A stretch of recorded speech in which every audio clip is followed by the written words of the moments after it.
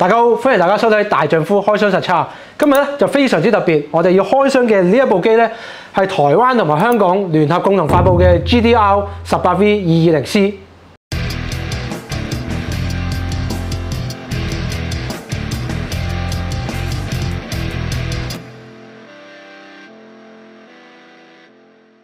點解今次開箱會咁特別呢？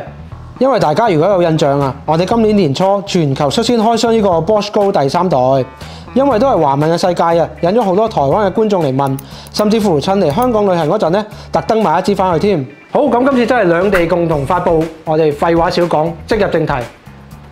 好，咁我哋開箱睇睇呢部 GDR 18V220C 先。首先咧，佢係跟 L-Box 136。如果用開佢哋嘅 L-Box， 大家都會知道啦，佢嘅唔同 L-Box 咧可以搭埋一齊嘅。而佢呢個大細咧，入邊放兩支批都夠晒空間。好啦，當然唔少啦，跟機咧仲有呢個皮帶扣啦。另外呢一邊咧可以裝埋呢個批嘴收納器，可以放到4支批嘴嘅。咁啊，當然唔少得就係呢一粒 GCY42啦。就係佢咧帶動到呢個連動功能俾呢部機咧，將呢部機嘅應用咧發揮到最大極限。呢部機咧機身只係長113mm， 咁啊窄位空間咧就一定夠用噶啦。重量咧唔計電池得1kg 度啫。好啦，咁我哋睇睇個機身啦。咁咧佢前面咧同埋下邊呢度咧都會有燈嘅，咁啊防止有啲角度咧會有盲點睇唔到。好啦，咁我哋翻嚟鎖頭呢個位置啦。咁坊間好多機款咧，呢啲批嘴咧都要拉起個鎖頭，咁樣攝落去先得嘅。而呢一款咧，你可以睇住啦。我單手咧，咁就可以噶啦。咁另外咧，佢入邊咧用咗個雙滾珠嘅軸承啦，咁啊非常之穩陣，冇咁易偏軸嘅。好，去睇一睇下面用戶界面先。我哋睇一睇呢個狀態燈，綠色咧就代表溫度正常，可以正常咁用啦。黃色咧就代表電池同埋個機身咧有少少熱，但係咧仲可以用嘅，就慢少少就得啦。至於去到紅色咧，就去到過熱狀態，咁佢就會自動停機，保護翻部機同埋粒電池嘅。先睇右邊呢度咧就係扭力設定，分別咧有3檔。第一檔咧就係0到100牛頓米，第二檔咧就0到140牛頓米，第三檔咧就係最大啦，0到220牛頓米嘅。好啦，咁佢除咗一般嘅3個模式之外咧，佢仲有 A/B mode 嘅。咁 A mode 咧就係自動減速模式，咁即係咩咧？就係當你喺螺絲嗰度鎖就嚟到底嘅時候咧，佢就會開始減速，防止呢個螺絲咧扭斷或者上過龍嘅。好啦，咁 B mode 係咩咧？B mode 咧就係自停模式，就係當你個螺絲啊一路落接近個表面，一掂到個表面咧，佢就會即刻停機，防止上個龍嘅。例如好似木板咁樣啦，你用自攻螺絲去上咧，就冇咁易傷到個木材嘅表面。好啦，現今世代我哋成日話啲機有幾大力，220牛頓米又代表啲乜？其實現今嘅大廠啦，或者專業嘅品牌咧，講求就係收放自如、精準控制，要大力時大力，細力時細力，要停嘅時候就識得停。呢啲咧先係專業機款嘅價值所在。精準控制方面咧 ，Bosch 就係透過佢嘅 C function 去體現嘅。咁呢一代嘅微調功能咧，佢哋已經非常講究啦。我會一邊實測一邊同大家講解。好啦，咁咧佢入邊我哋先講最簡單嘅轉速啦，可以調校嘅。咁佢3個檔次咧，全部都可以校。咁右邊咧有啲預設嘅，你都可以校啦。咁啊3個檔次咧，全部都可以校。一校咗咧，佢就會自動儲存噶啦。好啦，咁另外咧一啲soft start， 即係慢速到快速嘅啟動咧，都可以校開關啦。工作燈上面呢盞邊一盞開邊一盞閂，全部熄晒，全部都可以校嘅。佢嘅光度啦，佢停留嘅時間咧，全部都可以喺個 App 咧做設定嘅。頭先我哋講啦，呢個用戶呢個界面咧，你可以 lock 咗佢嘅。佢嘅光度係點樣有得校啦？你可以鎖死咗佢，等你借俾同事啦、借俾夥計用嗰陣咧，佢冇得喺呢度改咗你個設定，都係得嘅。咁佢入面最強嘅 A/B mode 咧，你就喺上面校唔同嘅螺絲啦。你想緊木螺絲定係金屬螺絲，全部都得校嘅。校咗之後，你可以下面揀你係自停啦，定係減速功能、靈敏度等等，全部都校。全部設定好咧，你一撳發送到工具咧，佢就會 save 咗落去。你 A mode 係乜 ，B mode 係乜，咁就跟你嘅愛好咧，去用翻商業模式去施工咁就得噶啦。喺設定嘅時候有咩唔明白咧？佢下面咧都有動畫說明嘅，可以理解翻呢個設定到底有啲咩用。好啦，咁當然咧，我哋會同佢做一啲功能啦，同埋極限嘅測試嘅。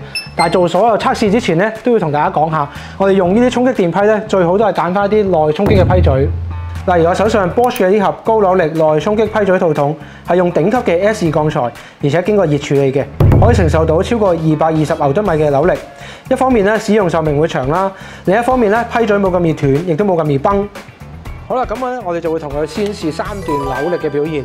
咁咧我哋分別會用1檔去試 M5啦，同埋 M6。二檔去試 M8、M10。第三檔咧，我哋就會試 M12同埋 M16嘅，睇一睇個效果會點樣。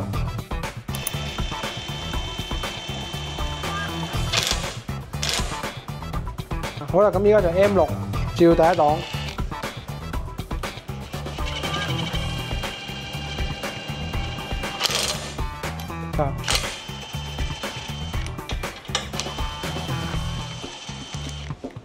好似都係快。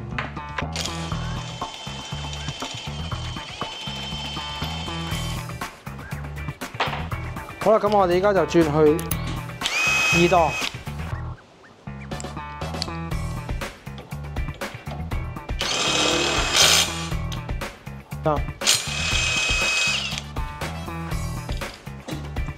好，我哋而家二檔 M10。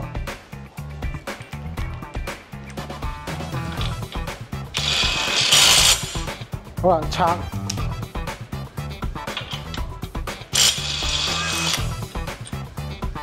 好，跟住我哋而家轉去三檔，咁啊試 M12先。食菜咁食。好，1、2、3。跟住都係三檔 M16。OK， 好，跟住三檔拆 M16。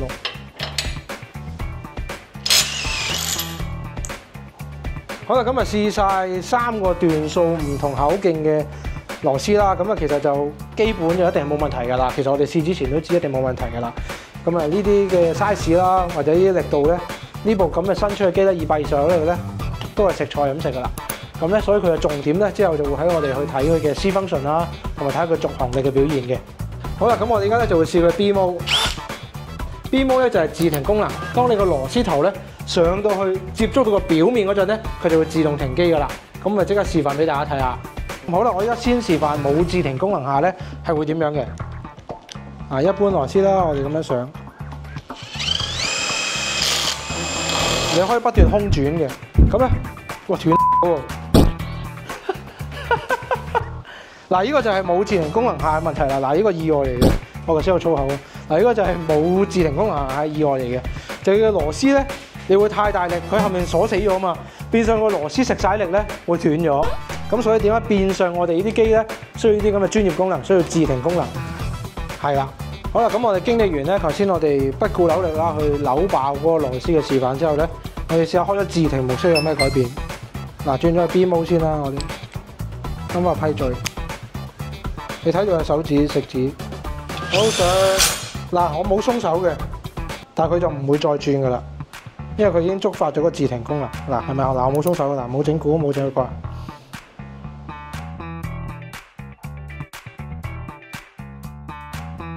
好啦，咁咧自停模式咧，除咗可以防止扭斷個螺絲之外咧，最緊要咧就係唔希望螺絲頭咧傷到一啲表面，特別係木嘅材質。咁咧我哋就會示範下。唔用自停嘅功能下，螺絲如果係咁陷入去，會有咩傷到表面嘅情況啦？用咗自停又會點樣？嗱，呢個吧，1、2、3，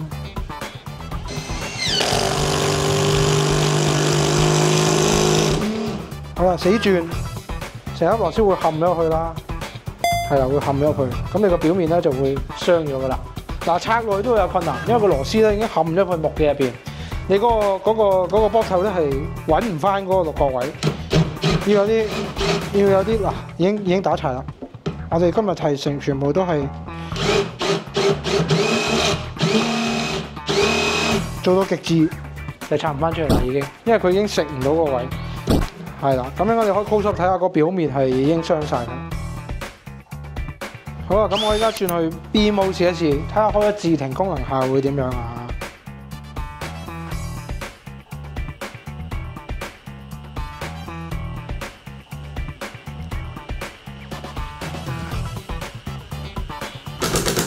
咁去到埋尾嘅時候咧，佢就會減速，跟住去到掂到嘅時候，佢就停咗嘅。你撳住咗咧，佢頭先係唔轉嘅。係啊，咁你就可以見到咧，呢一啲咧，我哋觸發到自停嘅咧，嗰粒螺絲就啱啱喺個面嗰度掂到啦。如果你冇嗰啲咧，就好似呢粒咁樣，可以夾硬上咗入去嘅。好啦，咁我而家就會試佢 A mode，就係自動減速嘅。咁啊喺個 App 度咧就調校咗個靈敏嘅俾大家睇下，睇嗰個靈敏有幾靈敏。咁啊轉咗入去啦，大家見到最埋尾咧，佢就會一路減去減到好明顯嘅。好啦，咁至於到底大家想嗰個減速有幾明顯咧？喺個 Apps 嗰度入邊調校，你可以調校到好靈敏，又或者一般嘅。咁到底邊樣啱你咧，就自己拿料啦。好啦，最後咧就會同佢做一個續航力嘅測試嘅，去睇佢兩樣嘢。第一樣嘢就當然睇佢配一粒電池可以上到幾多口螺絲啦。第二樣嘢咧就係睇佢一個持續嘅高密度運作下，大概用幾耐會 overheat。咁我哋準備咗200口 M5 50mm 長嘅6角木架螺絲，配一粒 Procore 4.0電池，8條木方，每條木方咧會上25粒螺絲嘅。每25粒左右咧，我哋都會停一停，用部 GTC 400C 去睇一睇佢機身嘅溫度情況。好，咁我哋咧就會用2速。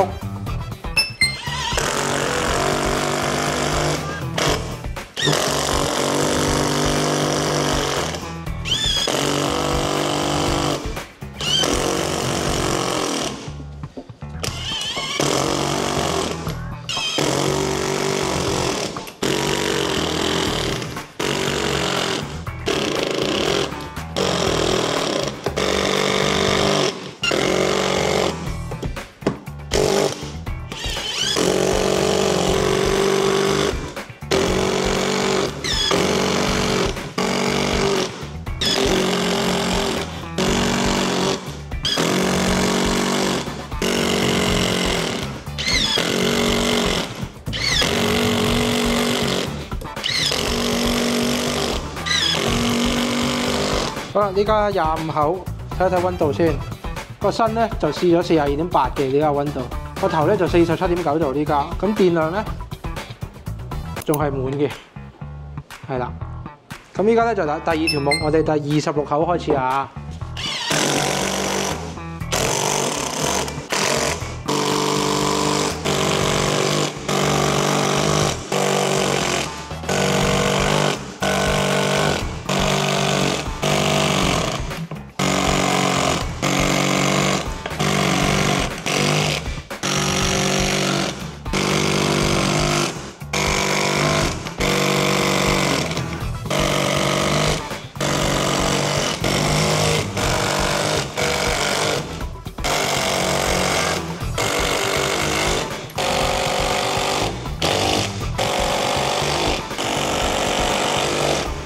好啦，睇下電量先，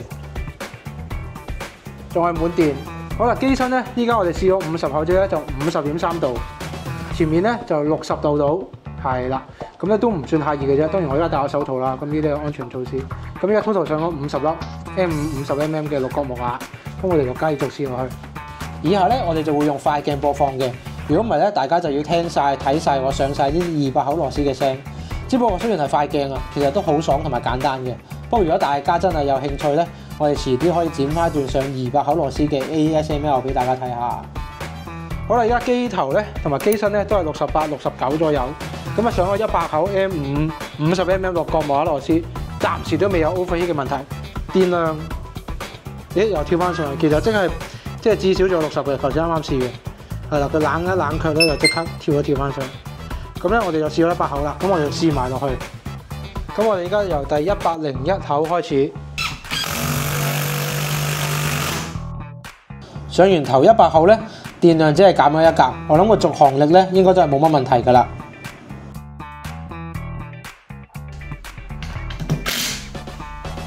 好啦，依家試咗125口，先睇電量，仲有3格，60%。機身咧依家就跳翻65度度，即係同頭先咧變化不大。機頭咧就熱咗啲啦，就開始70幾度，因為係咁上唔同螺絲，但係咧仲係未有 overheat 嘅情況發生嘅。咁依家 total 上咗125口，咁我哋繼續。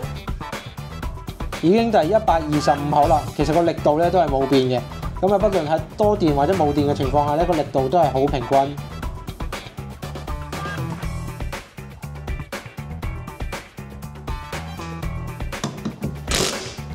好啦，依家試咗150口。電量仲有2格，40%。好啦，睇溫度先。好啦，機身咧仲係68點幾度嘅啫，即係證明佢入邊嘅摩打咧係 keep 得住個恆溫冇 overheat 嘅。咁咁嘅機頭當然啦就挨近80度啦。咁因為你始終接觸嗰個摩擦力啊等等咧，會比較熱嘅。但係最緊要就係機身咧，暫時都未有 overheat。係啦，咁我哋繼續150口依家。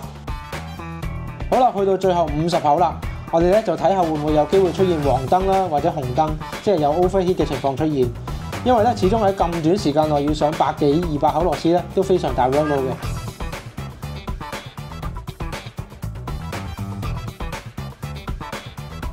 好，最後一口。咁我哋試晒200口咧，後邊機身即係摩打位咧，都係74度到。咁佢都係頭先係黃燈顯示啫，即係話俾你聽咧，有少少熱。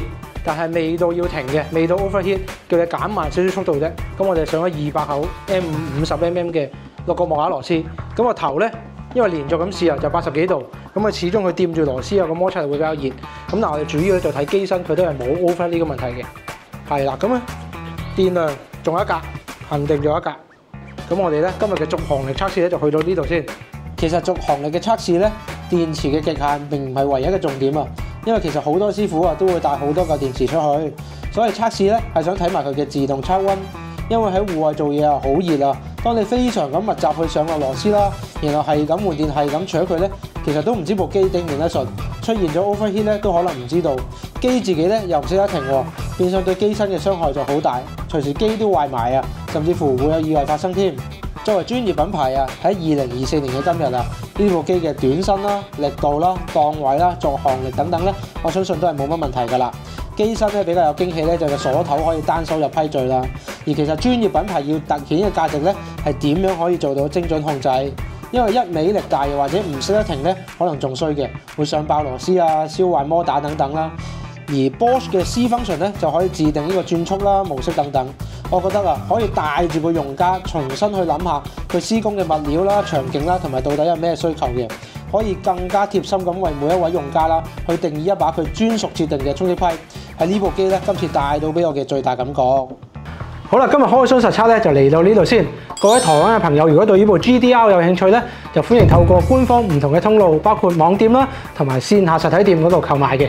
而香港嘅朋友咧，我哋大丈夫已經開放咗呢個早鳥預訂啦，仲有孖批優惠添。大家可以簡介度咧撳條 link 入去睇一睇詳情，亦都可以嚟門市試玩香港第一部，亦係唯一一部 GDR 18V220C 嘅 demo。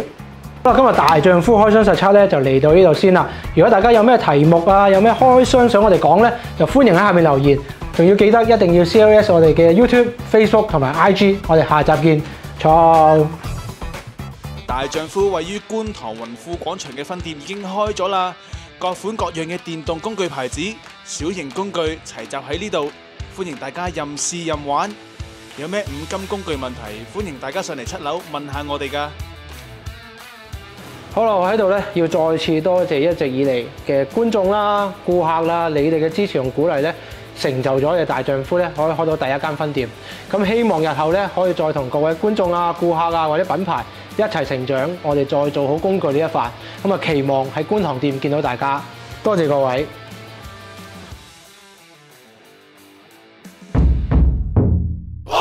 大丈夫，大丈夫。